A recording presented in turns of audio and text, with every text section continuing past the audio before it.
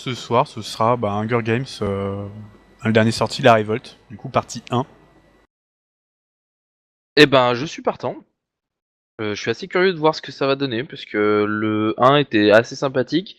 Le 2 m'a pas laissé un souvenir des plus mémorables, parce que je trouvais qu'il y avait pas mal de défauts. J'attends de voir si le 3 sera, on va dire... Le 3,5. Ouais, le 3,5, si un peu plus engageant, s'il arrive déjà à rendre un peu plus, on va dire,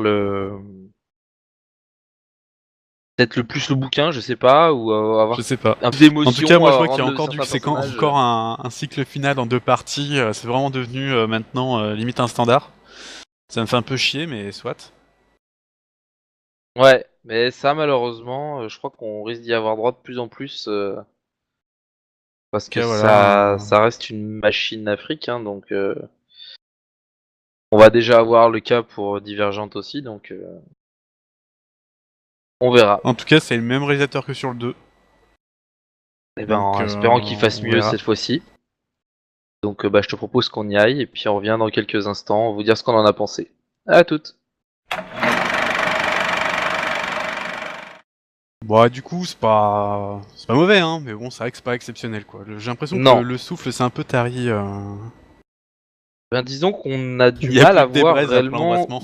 Ouais, c'est un peu ça, on a un peu du mal à voir où ça veut en venir. Disons qu'il y a beaucoup de choses qui sont exploitées de l'univers en fait donc du coup de Hunger Games, de tout ça, du patelin qui s'appelle du coup Panem.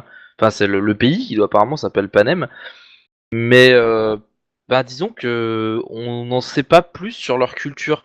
C'est-à-dire qu'il y a beaucoup de choses dans le film qui font penser des trucs qui sont pas forcément vrais, pas forcément C'est faux, on ça. sait Moi, personnellement, j'ai pas lu pas les trop à quoi s'en bouquins et tenir. franchement, il y a plein d'informations que j'ai du mal à comprendre ce qui se passe en fait, simplement parce que j'ai pas d'informations. Je sais pas comment vivent les autres districts, je sais pas si j'ai du mal à comprendre déjà le système qui a été mis en place pour ce genre de truc. Mais bon, ça limite, on peut admettre que ça marche comme ça. Mais il y a vraiment des Bah, trucs, des fois, j'ai moi, ce que l'impression j'ai du que mal ça me à manque. admettre, c'est J'ai que, des données que j'ai pas par rapport sans doute au bouquin, quoi. alors, c'est vrai que par rapport, bon, c'était déjà un problème des deux premiers, mais à la rigueur, peut-être que le 3 aurait permis, on va dire, de mettre en place plus une explication là-dessus, de pourquoi les Hunger Games euh, posent autant de problèmes, alors qu'ils sont censés, en fait, résoudre ces problèmes-là. Ils sont censés, on va dire, assagir les districts, et en fait, ils ne font que les révolter. Ils se révoltent justement, entre autres, contre le système des Hunger Games, qui est symptomatique du système général.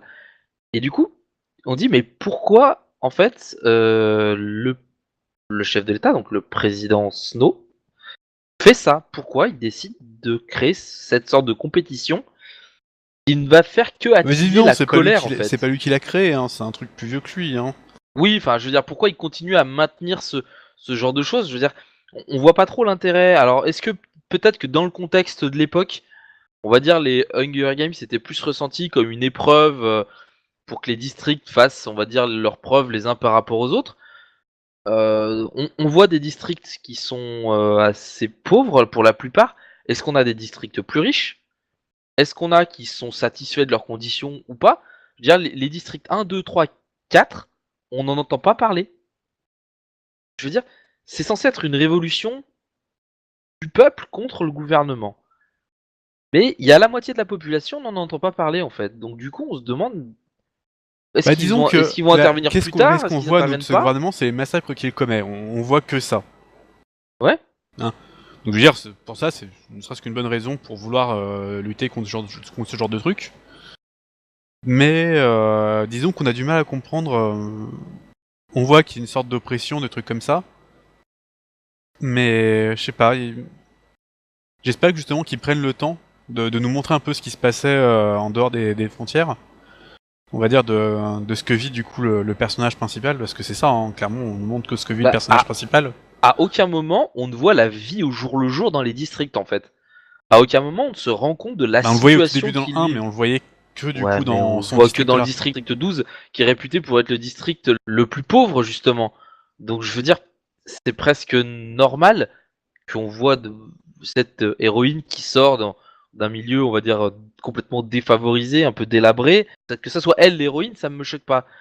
Mais pourquoi on ne voit pas les autres? Il était dit en fait dans la compétition que apparemment les premiers districts, les compétiteurs des premiers districts étaient des volontaires en fait. Ils étaient même pas nommés, ils s'entraînaient, ils étaient volontaires pour participer à ces épreuves. Ça veut dire qu'il y a un certain, ils soutiennent indirectement le gouvernement et on ne le voit pas. On ne le voit pas, c'est-à-dire qu'on ne sait pas s'ils prennent parti pour le gouvernement, contre le gouvernement. On ne les voit pas.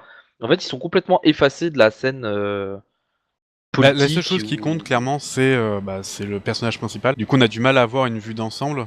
Il y a certaines choses qui me dérangent, comme certaines actions qui sont entreprises Par les rebelles. enfin, voilà, par les rebelles. Ils ont certains soulèvements qui ont lieu, qui selon Bah. moi, c'est trop préparé et trop mal préparé à la fois, et du coup, il y a quelque chose qui...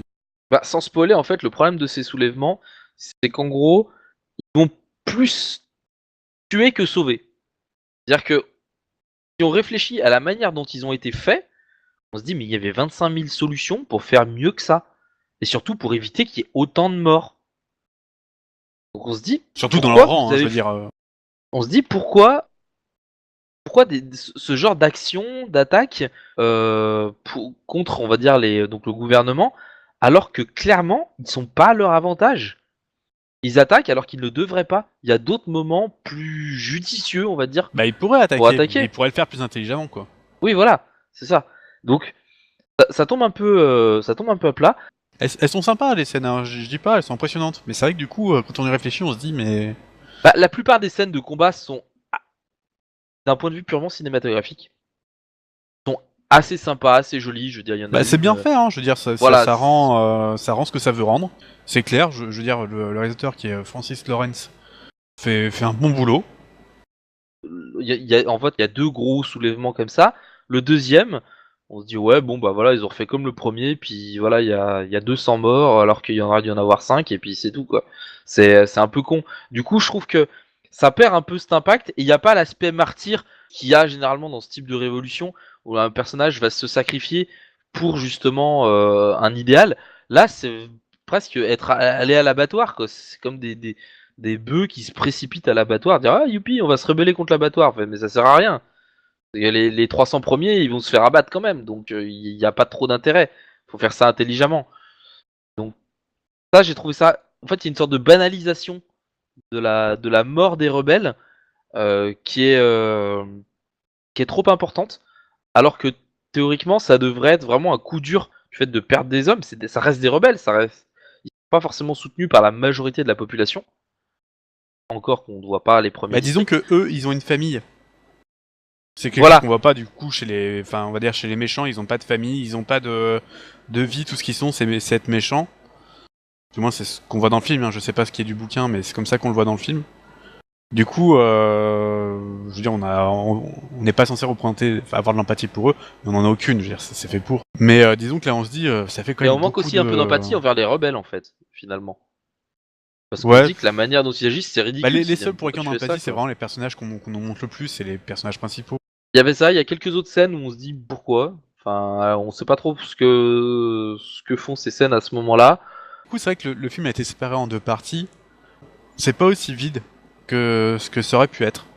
Je veux dire, ils arrivaient à occuper leurs 2 heures 3 de film Oui, ça va. Alors, suffisamment, on voit pas le temps passer. sans que Ça, j'avoue, c'est quelque chose. Il y a pas trop, il y a pas de ça reste longueur assez dans le film. divertissant, je veux dire, mais c'est vrai que c'est pas. J'irai sans doute voir le dernier, mais c'est vrai que c'est pas avec une. Mais du coup, ça finit un peu abrupt, on va dire. J'ai trouvé que la fin. Bah normal, parce que c'est pas une fin, c'est une Voilà, demi-fin. ouais, c'est une demi-fin, mais c'est. On se retrouve dans un an.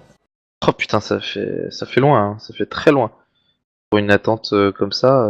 Bah, c'est ce que je me suis dit aussi, qu'en regardant le 3, des fois je suis tombé sur des personnages, j'ai fait bon sang, eux je les ai complètement oubliés.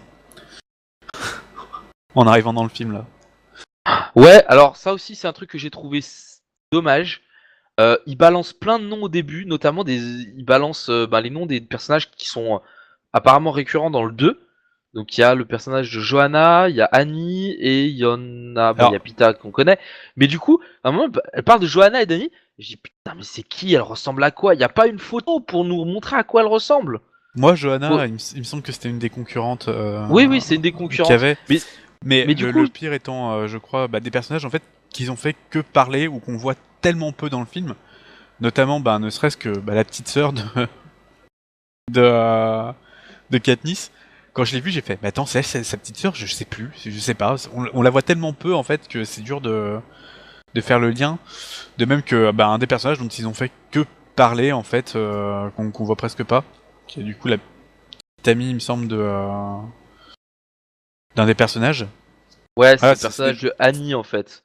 c'est des, Et voilà, c'est des personnages dont ils, comme s'il y mais non avait seulement quelque on n'en chose fait que parler, d'impressionnant à faire avec ça, mais en mais plus on la voit déjà très très peu dans le 2 puisque justement elle esquive les Hunger Games en fait dans le 2. bah oui, c'est ça, on en entend que parler. Et du coup, Et du coup, y a pas quand on a d'impact en entendu parler de fait. quelqu'un pendant 2 minutes dans un film, c'est toujours de s'en souvenir sur les suivants après un an. Voilà, c'est un peu dommage. Après, au niveau, ouais, la réalisation c'est pas mal. Les acteurs jouent bien. Je veux dire, y a pas d'acteurs non plus Ils sont pas à la ramasse, mais complètement après, j'ai pas à la envie, masse. j'ai pas non plus dire que Ah, c'est pas leur c'est meilleur rôle Excel, non hein, je veux plus. dire, même, Déjà le personnage, le personnage de Pita est assez plat. Mais après, c'est peut-être aussi le c'est contexte voulu là, je pense, hein, c'est le qui fait contexte. qu'il est complètement plat. Euh, Alors, il y a deux trois scènes avec donc Katniss qui sont hautement ridicules, mais qui en fait le sont volontairement, mais peut-être un peu trop. Et du coup, à un moment donné, je me dis mais non, ils vont pas lui faire ça quand même. Ils le font et c'est catastrophique. Alors, il y a une raison pour laquelle ils le font faire et pourquoi c'est ridicule. Euh, donc, on le dévoilera pas pour pas spoiler.